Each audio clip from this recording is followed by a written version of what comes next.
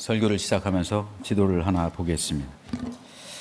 지금 보고 계신 지도는 예수님 당시 이스라엘 영역을 표기해 놓은 지도입니다. 지도에 표기된 1번은 로마가 직접 다스리던 사마리아와 유대 지역입니다. 그래서 예수님 당시 총독은 로마가 직접 관리했기 때문에 총독을 파견했고, 그때 당시 주님 당시 총독은 빌라도였죠. 2번 지역인 갈릴리 지역, 그리고 베레아 지역은 헤롯 대왕의 아들이었던 헤롯 안디바가 물려받은, 그래서 그곳을 다스리고 있었던 지역이었습니다. 저 베레아 지역에서 세례 요한이 활동했고 세례를 주었고, 그리고 베레아 지역에서 세례 요한이 참수당했습니다. 그리고 예수님의 활동 무대, 주 활동 무대는 갈릴리 지역이었고요. 그리고 3번은 헤롯의 또 다른 아들이었던 빌립이 다스리던 이두레와 드라고니 지역이었습니다. 자, 오늘 우리의 관심사는 이 지역 가운데 갈릴리 호수를 둘러싼 도시들에 있습니다. 이 지역을 한번 확대해 보면요, 점선은 국경선이에요. 그리고 대가볼리는 로마가 직접 다스리던 도시들입니다. 그러니까 갈릴리, 이두레 드라고니 사이에 이 대가볼리 지역은 로마가 직접 다스리던 지역이니까요. 자, 그런데 2번하고 3번, 즉 갈릴리하고 이두레 드라고니 왕이 달라요. 분봉 왕이 다릅니다. 즉 국경을 사이에 두고 있습니다.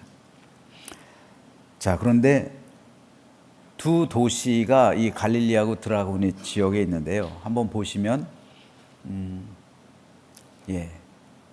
벳세다하고 가버나움이 있어요. 가버나움은 예수님 사역의 중심지가 된 도시였습니다. 그리고 이 벳세다란 도시는요, 사도 베드로, 안드레, 그리고 빌립의 고향이에요. 그러니까 베드로와 안드레와 빌립은 원래 여기 출신, 벳세다 출신입니다. 그런데 국경이 다르죠. 즉 헤롯 빌립이 다스리던 이두레 지역, 여기서 살아가고 있었고요. 그리고 예수님은 이 갈릴리 지역, 즉 나사렛에서, 저 갈릴리 바로 위쪽에 나사렛이 표시되어 있죠. 나사렛에서 가버나움으로 이사 오셔서 활동하셨습니다. 예수님의 주 활동 무대가 가버나움이에요. 그런데 벳세다 출신이었던 베드로와 안드레와 빌립이 가버나움으로 이사 와서 산 거예요. 실제로 베드로의 집은 가버나움에 있는 회당 부근에 있었죠. 그래서 예수님께서는 베드로의 집에 머무실 때가 많았습니다. 정확하게 말하면 베드로의 집이 아니라 베드로의 장모 집이죠. 그래서 베드로의 장모 열병을 고치신 것이 그 집에서였고요. 몇몇 신학자들은 중풍병자를 침상째 메고 와서 지붕을 뜯고 매달아 내린 집이 베드로의 집, 정확하게는 베드로의 장모 집이었을 것으로 추정합니다. 즉 베드로는 처가살이를 했어요. 그러면 왜 베드로는 저 벳세다를 떠나서 가버나움으로 와서 살았을까요? 단순하게 처가살이를 위해서요? 그렇진 않습니다. 벳세다에서 베드로의 직업, 가버나움에서의 직업, 마찬가지로 어부예요. 근데 왜 어부였던 베드로는 가버나움으로 이사를 와서 어업을 계속했을까요? 그 중요한 이유가 있습니다. 그 이유는 세금 때문에 그래요. 가버나움은 국제무역로인 해변길에 지나는 길목에 있었습니다. 앞에는 큰 갈릴리라는 어장이 있었고요. 그리고 바로 옆에는 국제무역로가 있었어요. 그래서 자신들이 잡은 생선을 소금에 절이는 공장에 넘겨서 많은 이문을 남겼습니다. 그리고 그 소금 절이는 공장에서는 그 고기들을 소금에 절인 후에 국제 무역로에 따라 각지로 그 절임 생선을 수출했습니다. 이 소금 절이는 공장이 어디에 있었냐면요, 다음 지도를 보면은 막달라라는 곳에 있었어요. 예수님께서 7 귀신 쫓아내신 막달라 마리아가 바로 이 막달라 출신입니다. 이 막달라라는 곳에 생선을 소금으로 절이는 그런 공장이 있었어요. 자, 그런데 이렇게 많은 돈이 오가는 곳에 반드시 따라붙는 게 있죠. 뭡니까? 세금이죠, 세금.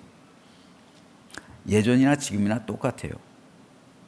여러분, 이 성경의 역사를 이해하기 위해서 가장 중요한 그러한 맥을 제공해 주는 것 중에 하나가 이 세금이에요. 세금으로 성경을 봐도요, 어느 정도 많이 이해가 돼요. 고대나 지금이나 세금 문제는 우리에게 있어서 피부적으로 굉장히 중요해요. 여러분, 우리나라 같은 경우 OECD 국가 중에서 세금을 많이 내는 편일까요? 적게 내는 편일까요? 그렇게 많이 내는 편이 아니에요. 사회 민주주의를 추구하는 국가들이 있어요. 북유럽에 있는 국가들, 사회 민주주의를 추구하고 있죠. 그런 국가들은 세금이 무려 50%에서 60% 돼요. 일반 국민들이요. 누진율이부터는 90%까지 내요. 어마어마하게 세금을 냅니다. 그런데 우리나라 같은 경우는 선진국 중에서 세금을 그렇게 많이 안 내요. 다 합치면 한 30%에서 40% 가까이 되긴 해요. 다 합치면 그래요. 근데 이 세금이라는 게 왜 중요합니까? 쉽게 말해서 세금을 두고서 좌파와 우파가 나뉘는 거예요. 좌파는 세금을 많이 걷어요. 큰 정부를 지향해요. 우파는 세금을 적게 걷습니다. 작은 정부를 지향해요. 그래서 우파는 기업 우대적이에요. 기업이 활동할 수 있도록, 그래서 성장할 수 있도록 해줘요. 좌파의 모토는 분배예요. 많이 걷어가지고 분배시키는 거예요. 근데 이 세금 문제가 초미의 관심사가 될 수밖에 없는 게, 이게 일단 일장이 있어요. 적게 거두면은 국가에서 할 수 있는 게 별로 없어요. 많이 거두면은 국방, 사회, 보건, 모든 것에 있어서 많이 지출을 할 수 있어요. 큰 정부가 되는 거예요. 근데 작은 정부를 지향하면, 즉 우파 정권을 지향하면 성장이 되는 거예요. 즉 성장하게 됩니다. 그러다 보면 기업이 성장하게 되고 잘 살게 돼요. 하지만 분배를 하게 되면은 이게 평등에 더 가치를 두는 거잖아요. 그러니까 거기선 기업들이 성장하지 못해요. 하지만 그걸 그대로 놔두면 어떻게 돼요? 부익부, 빈익빈이 심화돼요. 그러니까 이 중간 지점에 있어서 세금 문제가 균형을 잡아주는 거예요. 어떻게 해야 이걸 균형 잡힌 나라가 될까? 어떻게 해야 이것을 균형을 잡을까? 이 세금 문제를 가지고 그러니까 지금까지도 고민하고 있는 거예요, 나라들이. 여러분, 제사장 나라 특성이 뭔지 아세요? 제사장 나라의 특성 가운데 하나는 세금이 없어요. 하나님께서 만드신 제사장 나라는 세금이 없는 나라예요. 유일한 세금이 하나 있어요. 11조. 11조는 종교세예요. 그렇기 때문에 그 당시 있었던 나라들 평상시 40%, 문헌에 보면 40% 정도의 세금을 물었어요. 지금 현재 전 세계랑 비슷한, 그러니까 그때나 지금이랑 세금률은 거의 비슷해요. 대동소이예요. 약 40% 정도. 우리나라도 간접세까지 어쩌고 다 합치면 그 정도 가까이 돼요. 근데 전쟁 때는요, 80%. 80%를 세금으로 냈다고요, 고대 국가들이. 자, 그러니 제사장 나라가 얼마나 좋은 나라입니까? 그런데 당시 로마 정부는 갈릴리 지역으로 들어오는 많은 무역상들에게 통행세를 받게. 저 국경 있죠? 국경 넘을 때 뭘 내요? 국경세를 내잖아요. 지금은 국경세를 내죠. 근데 통행세를 걷는 거예요. 왜 베드로가 이사를 왔을까요? 국경세도 내야 되죠. 그리고 가버나움에서 일하는데 이 통행세를 또 내야 돼요. 그래서 가버나움에 세관을 세웠어요. 통행세가 당시 갈릴리 지역의 주요 세원이었다고 합니다. 그러니 세수가 얼마나 많았겠어요, 통행세들. 더군다나 이 당시 세리들이 월급이 없었죠. 어떻게 살아가요?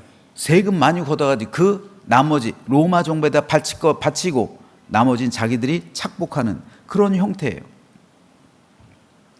그러니까 기준이 없어요. 지금 몇 프로 이런 기준이 없어요. 그냥 자기들 마음이에요. 자기들 세관에서 자체적으로 그거를 정하는 거예요. 그렇기 때문에 세리는 종교적으로는 죄인의 대명사가 됐고요. 사회적으로는 매국노로 취급받았습니다.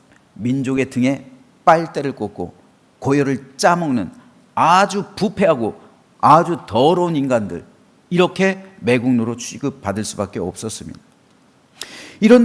그런데 이 가버나움 세관에서 일하고 있는 사람이 있었어요. 마태였습니다. 오늘 본문의 주인공이에요. 오늘 본문에서 예수님께서는 세관에 앉아있는 마태를 부르십니다. 마태는 그날도 자기 동족들의 불평 그리고 원망을 받으면서 누군가에게 무거운 세금을 매기고 있었어요. 어쩌면 마태와 베드로는 안면이 있었을 수 있어요. 가버나움이 그리 큰 도시가 아니기 때문에. 그리고 베드로는 매일 세금을 내야 되는 입장이고 마태는 징수하는 입장이기 때문에 만났을 가능성이 농후하죠. 만일 그렇다면 베드로가 마태의 집에 들어가는 순간, 예수님께서 마태를 제자로 부르시는 순간 다 목격했을 거 아니에요. 먼저 불렀으니까 베드로를 다 알잖아요, 베드로는. 근데 저 인간을 예수님께서 제자로 부르셨다고? 그리고 마태 집에 가서 잔치를 벌여요. 저 인간 집에 가서 밥 먹는다고? 어땠을까요? 또 예수님의 제자 가운데서는 베드로보다 더한 사람이 있어요. 누굽니까? 열심당원 시몬이에요. 열심당은 이스라엘의 독립을 위해서, 나라 해방을 위해서 로마 정부 인사, 로마의 앞잡이들 암살하기도 하는 아주 무서운 집단이었습니다. 이 얼마나 아이러니한 일입니까? 예수님의 제자 가운데 한 사람은 로마의 앞잡이가 되어서 세관에서 남의 등을 치며 민족들에게 온갖 원망과 원성을 받으며 살아가고 있었던 세리 마태였고요. 또 한 부류는 매일 통관세를 내면서 부당한 돈을 요구하는 세리들에 대해서 이를 부득부득 갈고 있었던 베드로, 안드레, 요한, 야고보. 그렇죠? 네 사람은 어부라는 것이 확실하잖아요. 그리고 또 한 부류는 로마의 앞잡이들을 암살하고 처단하던 열심당원 시몬, 학자들에 따라서는 가룟 유다도 열심당원이었을 것으로 여깁니다. 실제로 가룟이라는 말을 단도라는 의미로 번역할 수 있다고 그래요. 사회적으로 봐선 도저히 섞일 수 없는 부류의 사람들이 12제자라는 핵심 그룹의 멤버가 되었어요. 예수님을 따르는 수백 명의 제자들 가운데 주님께서 추리신 사람들이 70명이에요. 70인의 장로들. 그리고 그 가운데 12지파를 상징하는 12명의 제자들을 선출했어요. 12제자입니다. 그런데 이 12명의 제자들을 구성하시기 위해서 주님께서는 밤새도록 하나님께 기도했어요. 하나님께 부르짖어 기도합니다. 누구와 누구를 12제자 명단에 포함시킬까요? 하나님 말씀해 주십시오. 그 응답이 바로 이 12제자의 명단이에요. 그런데 아무리 봐도 이상합니다.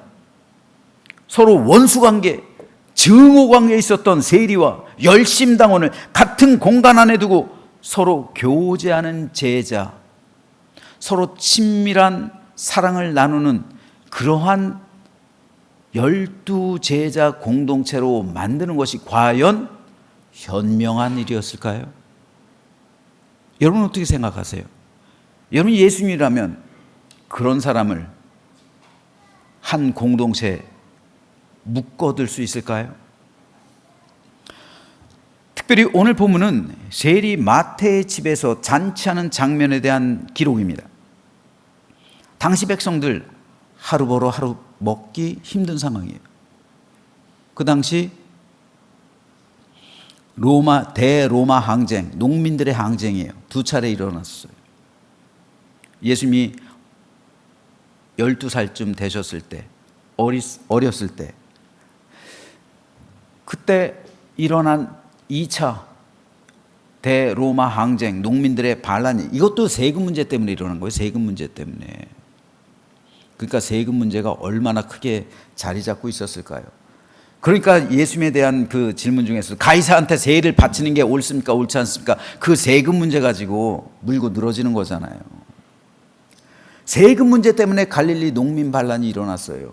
너무 지나치게 거둔다 이거 가지고요. 사실은 세리들이 거둔 거잖아요. 그러니까 세리들에 대한 원망은 극에 달할 수밖에 없어요. 이 항쟁으로서 2,000명이 십자가형 당했잖아요. 갈릴리 지역에서 6,000명이 노예로 끌려가서 모든 토지 몰수당했어요. 그 여파가 예수님 사역하는 그 공생의 사역에서도 있었다고요. 그러니까 하루 벌어 하루 먹기도 힘들어요. 그러니까 포도원에 비유해서요, 오후 5시가 돼도 할 일이 없어요. 일용할 양식을 우리에게 주십시오. 이 기도가 왜 그만큼 절실하고도 간절했냐면은 일용할 양식을 구하고 싶어도 못 먹어요. 하루 벌어 하루 먹기 힘든 사회가 그 사회란 말입니다. 얼마나 배고픔의 시대. 왜 예수님께서 오병이어의 기적을 베푸셨을까요? 배고픔의 시대예요. 일용할 양식만 주시면 소원이 없습니다. 그런 시대입니다. 그러니까 그 기도는 간절한 소원이에요. 그런데 하루 벌어 하루 먹기 힘든 그 상황 속에서 대연회를 베풀어요. 오늘 본문과 평행구절인 누가복음 5장에 보면 잔치가 그냥 잔치가 아닌 큰 잔치라고 말하고 있어요. 영어 성경에서는 이것을 대연회라고 번역합니다. 그만큼 세리 마태는 돈이 많았다는 거예요. 그러니까 대연회를 아주 크게 벌인 거예요. 또 다른 세리였던 삭개오는 여리고의 세관장이죠. 삭개오도 아주 큰 잔치를 벌여요. 예수님을 위해서, 주님의 공동체를 위해서. 세리들이 예수님을 모신 곳엔 항상 풍족한 잔치가 있었어요. 그만큼 많이 해먹었다는 거죠. 이것을 보는 백성들은 어떻게 바라봤을까요? 저거 다 우리 돈으로 저런 거지, 그렇죠? 저거 다 우리 돈인데 우리 돈으로 저렇게 떵떵거리면서 잔치를 벌이고 있구만, 이렇게 생각할 거 아니에요. 열심당원인 시몬은 어떻게 생각할까요? 민족의 반역자, 로마의 앞잡이, 백성의 고열을 빠는 사람, 그 사람의 집에서 함께 식사하고 싶었을까요? 또 예수님의 잔치 자리에 참여하고 있는, 예수님께서 그 잔치에 참여하고 있는 그 광경을 바라보고 있는 백성들, 일반 백성들의 마음은 어땠을까요? 말로는 날품팔이 백성들을 위하는 것처럼 말하면서 행동으로는 세리의 집에 들어가서 먹고 마신다고, 그래서 대잔치를 벌이고 있다고 비난하지 않았을까요? 그래서 오늘 본문에서 바리새인들은 제자들에게 어찌하여 너희 선생은 세리와 죄인들과 함께 잡수시느냐, 온전하게 번역해서 잡수시느냐죠. 그들이 잡수시냐라고 했겠어요? 아주 비하하는 말을 사용했겠죠. 너희 선생은 왜 세리들과 함께 먹냐 말했겠죠. 그런데 왜 예수님은 이 모든 비난거리를 아시면서도 굳이 세리 마태를 제자로 삼아서 그 공동체, 그것도 핵심 멤버잖아요. 12명 12지파를 상징하잖아요. 그 핵심 멤버에 왜 마태를 넣었을까요? 도대체 예수님의 의도가 무엇이었을까요? 오늘 본문은 예수님이 이렇게 제자 공동체를 구성하신 이유에 대해서 말씀합니다. 그 이유는 첫째, 예수님은 제자 공동체를 통해서 하나님 나라를 보여주시길 원하셨습니다. 하나님 나라는 세리도 들어갈 수 있고 열심당원도 들어갈 수 있는 나라입니다. 하나님 나라는 평화와 안식의 나라입니다. 하나님 나라는 사랑과 은혜의 나라입니다. 하나님 나라는 용서와 화해의 나라입니다. 그래서 하나님 나라에서는 모든 사람이 평화와 안식을 누리며 사랑과 은혜를 충만히 받고 원수가 변해서 친구가 됩니다. 증오가 변해서 사랑이 되는 거예요. 예수님께서는 제자 공동체를 위해서 통해서 이런 하나님 나라를 모든 사람들에게 보여주고 싶었던 겁니다. 하나님 나라를 한마디로 말하면 뭡니까? 더 짧게 말하면 천국. 그렇죠? 천국이요. 천국에 증오가 있을까요? 천국에 싸움이 있을까요? 천국에 대립이 있을까요? 천국에 갈등이 있을까요? 천국에 원수됨이 있을까요? 없죠. 천국은 그러한 곳이 아니에요. 천국 안에선 화평, 이해, 용서, 화목, 사랑, 기쁨, 축복, 영원한 생명, 이것으로 가득한 곳이 천국이에요. 로마의 앞잡이였던 세리, 그리고 민족의 독립운동가였던 시몬, 사회적으로 볼 때, 세상적으로 볼 때 절대 하나가 될 수 없는 사이입니다. 하지만 그들은 천국 안에서 하나가 되는 거예요. 천국에서 하나가 되는 거예요. 오늘날 우리 교회들도 마찬가지입니다. 오늘 본문에서의 말씀처럼 하나님 나라는 의인들을 불러 모으는 곳이 아닙니다. 여러분, 우리가 완전해서 이 자리에 있는 것이 아니란 말이에요. 예수님 말씀처럼 건강한 자에겐 의사가 필요 없습니다. 죄인들이 모여서 의롭다 칭함을 받고 구원과 생명을 얻는 곳이 교회입니다. 병든 자들이 모여서 치유받고 영원한 생명을 얻는 곳이 교회입니다. 영원한 멸망으로 향하던 마귀의 자녀가 하나님 자녀가 되어서 영생을 누리는 곳이 교회입니다. 가치관과 생각과 신념이 모두 달랐던 사람들이 모여서 하나됨을 이루고 하늘 교제를 나누는 곳이 교회입니다. 따라서 세상에서는 원수와 증오 관계에 있었던 사람들을 주님께서 제자 공동체로 불러 모으신 것은 교회가 천국을 이룬 곳이라는 사실을 보여주시기 위함이었습니다. 그래서 주님은 하나님의 나라는 너희 안에, 저 여러분 가운데, 여러분과 여러분 사이에 있다 말씀하신 거예요. 천국이 저와 여러분 사이에, 여러분과 여러분 가운데 있다라는 거예요. 이게 천국입니다. 그리고 이게 교회예요. 이것이 눈에 보이지 않는 교회고 이것이 교회의 본질입니다.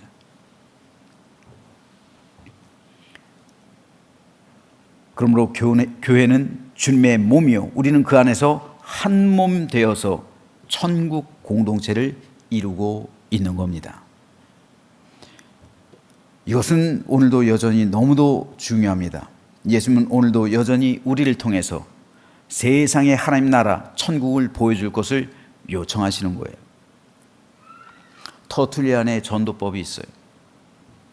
우리는 흔히 전도할 때 예수 믿고 구원 받으세요, 예수 믿고 천국 가세요, 이렇게 전도합니다. 그런데 터툴리안은 그렇게 전도하지 않고, 터툴리안은 고대 교부입니다. 4세기 5세기를 살았던. 터툴리안은 이렇게 전도했어요. 여러분은 그리스도인들처럼 서로를 그렇게 사랑하는 사람들을 본 적 있으십니까?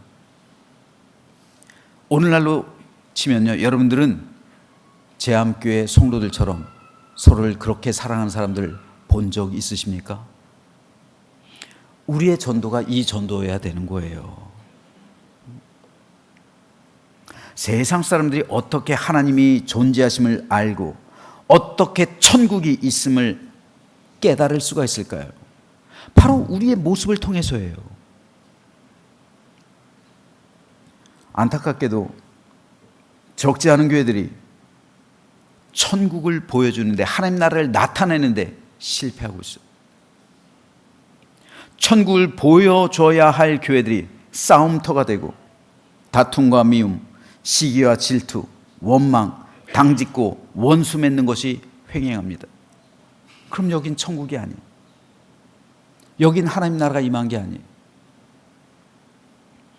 제가 여러분에게 묻겠습니다. 여러분은 진정으로 천국을 믿으십니까? 여러분이 구원받았음을 확신하십니까? 그럼 여러분들의 이름이 생명책에 기록돼서 여러분들이 하나님의 자녀가 되고 여러분들이 천국을 유업으로 상속받으셨음을 믿으십니까? 그럼 그 천국이 내 안에 임했음을 믿으십니까? 그럼 다른 성도에게는요, 그 천국이 임하지 않았나요? 나만 천국이 있고 다른 사람에게는 천국이 없나요? 다른 사람에게 있겠죠? 감사해요, 김순진 권사님. 다른 사람에게도 있는 거예요. 그런데 그 천국이 어떻게 다툽니까? 그 천국이 어떻게 미워합니까? 그 천국이 어떻게 대류를 합니까? 천국에 전쟁이 있습니까? 천국에 증오가 있습니까? 그렇지 않잖아요. 그건 뭡니까? 천국을 소유하고 있으면서도 서로 대립하고 서로 증오하고 서로 싸운다면 둘 중에 하나예요. 천국이 없거나 아니면 내가 천국 가지 못하거나 둘 중에 하나인 거예요.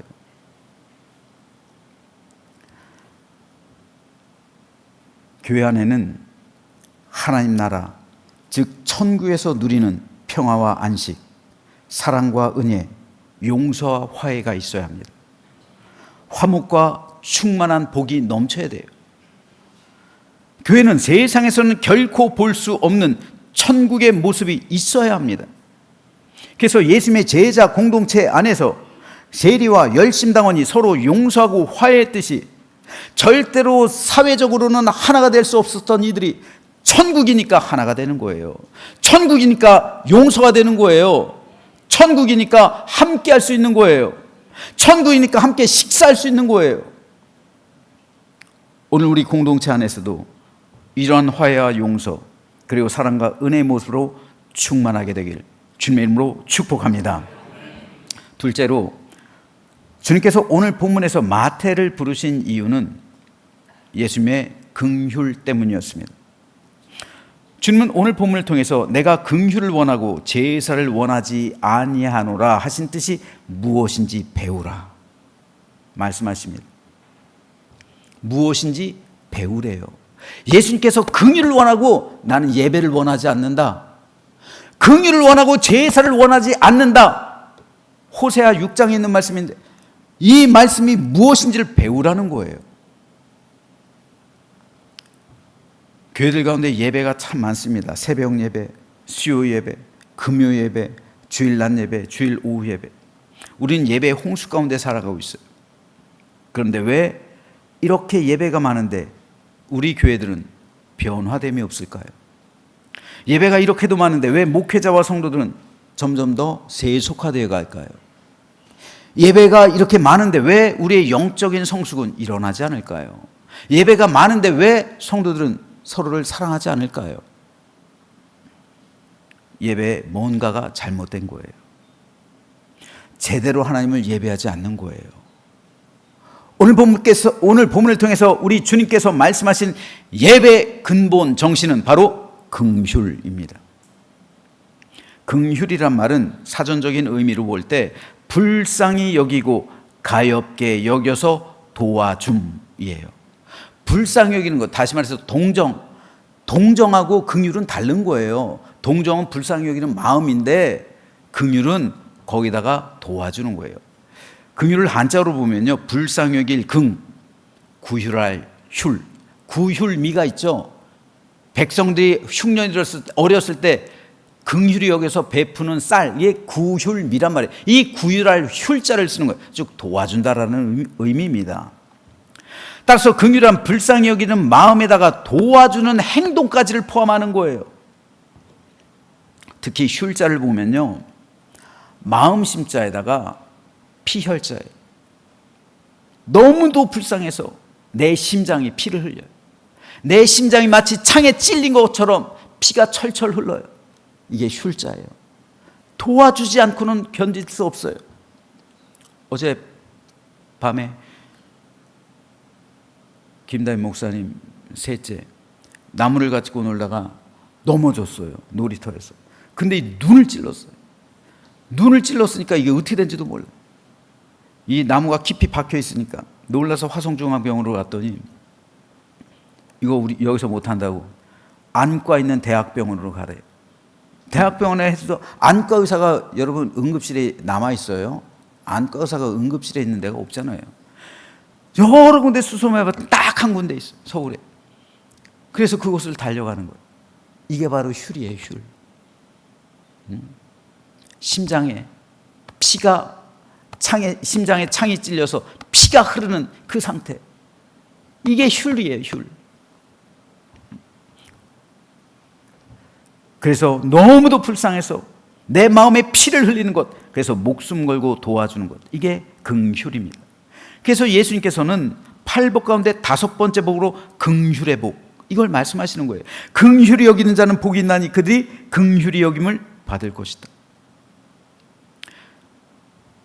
여러분, 왜 예수님께서 세리 마태를 제자로 삼으셨을까요? 긍휼히 여기셨기 때문에 그래요. 세상적인 정의로 보면요, 세리 마태는 긍휼히 여길 가치가 없는 인간이에요. 그렇잖아요. 동족의 피를 빨아먹는, 아주 고혈을 짜내는, 이거는 이 사람을 심판해야 되는 게 정의예요.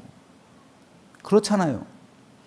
세리는 심판받아 마땅한 거예요. 그를 암살하거나 그를 괴롭게 하거나, 이게 정의, 이게 사회적인 정의 아니겠어요?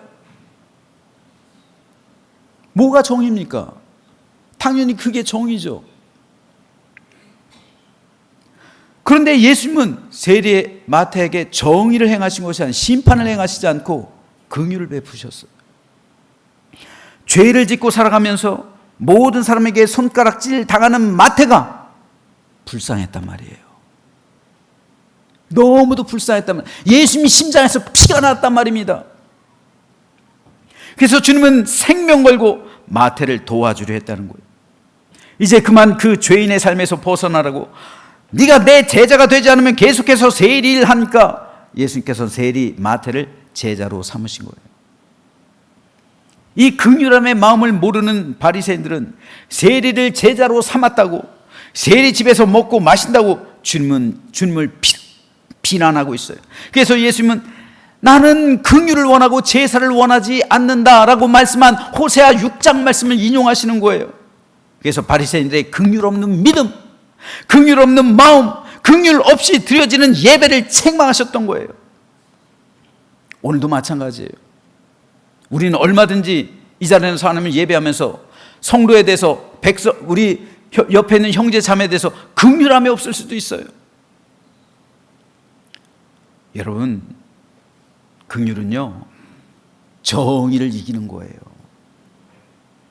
하나님의 정의는 완전히 이제 하나님 나라에서 실현되겠죠. 시행되겠죠. 하지만 그 전, 예수님께서 재림하시기 이전까지는요, 우리에게는 얼마든지 기회가 있는데, 어떤 기회예요? 하나님의 긍휼을 받을 수 있는 기회예요. 예수님께서 재림하시면, 우리가 죽으면요, 하나님의 긍휼은 끝나는 거예요. 여러분 한번 생각해 보세요. 하나님께서 저와 여러분에게 정의를 베푸셨다면, 정의로 대했다면 우린 지옥 갔을 거예요. 그렇죠? 나 같은 죄인이 어떻게 구원받아요? 여러분, 바윗돌이나 모래알이나 물에 가라앉는 건 똑같은 거예요. 큰 죄를 지었든 작은 죄를 지었든 우린 천국에 못 가요. 다 지옥 가요. 죄의 경중에 따라 받는 심판의 무게는 다르겠지만 우린 다 지옥 백성이에요. 우리가 이 자리에 나와서 하나님을 믿고 예수 그리스도의 핏부림을 받고 주님께서 나를 위해 대신 죽었다는 이건요, 한 가지밖에 없는 거예요. 뭐예요? 하나님의 긍휼. 하나님의 긍휼이 저와 여러분을 살린 거예요. 그래서 이건 은혜라고 하는 거잖아요.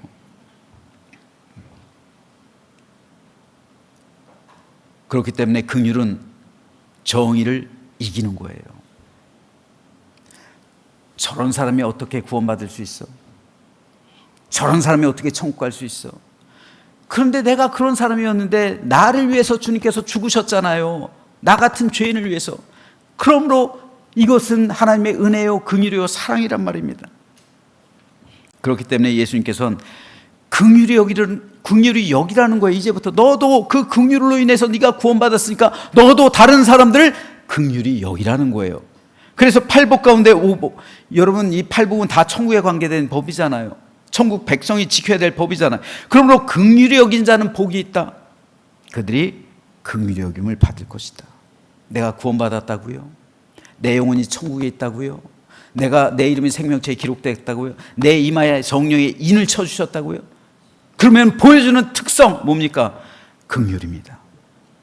우리가 진정으로 천국 백성이라면 우리에게도 성령님의 마음이 있어서 긍휼히 여기는 거예요.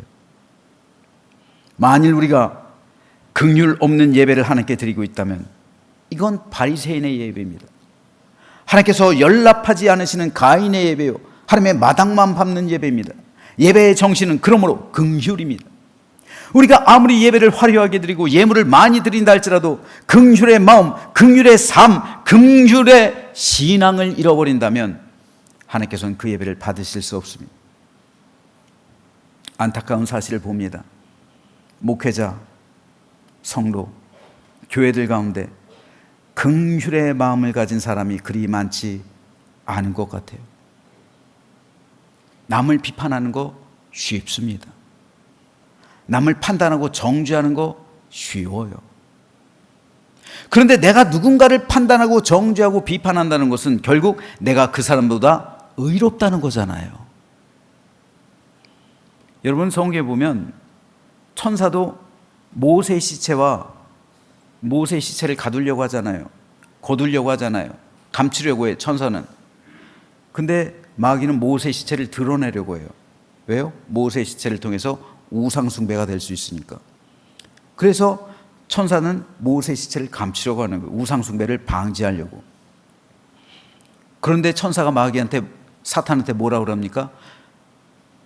정죄를 하지 않아요. 그 순간에서도 감히 비방을 하지 않아요. 왜 그렇습니까? 사탄이라는 이 악의 존재를 왜 정죄하지 않을까요? 정죄는 하나님의 권한이기 때문에 그런 거예요.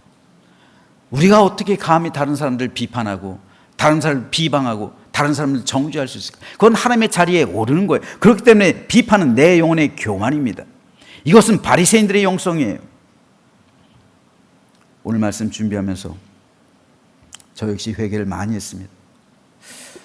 나도 성도를 긍휼히 여기기보단 비판하는 데 익숙했구나. 나도 성도를 감싸기보다는 험담했구나.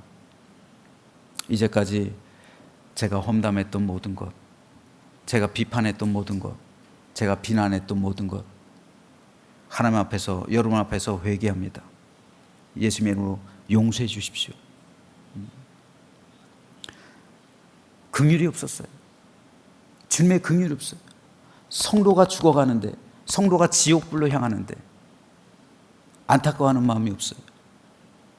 내 심장에서 피를 흘리고 있는가? 과연 그 긍휼의 마음이 우리에게 있는가? 저에게 있는가? 회개할 수밖에 없었어요. 사도 야고보는 이렇게 말합니다. 긍휼을 행하지 아니하는 자에게는 긍휼 없는 심판이 있으리라.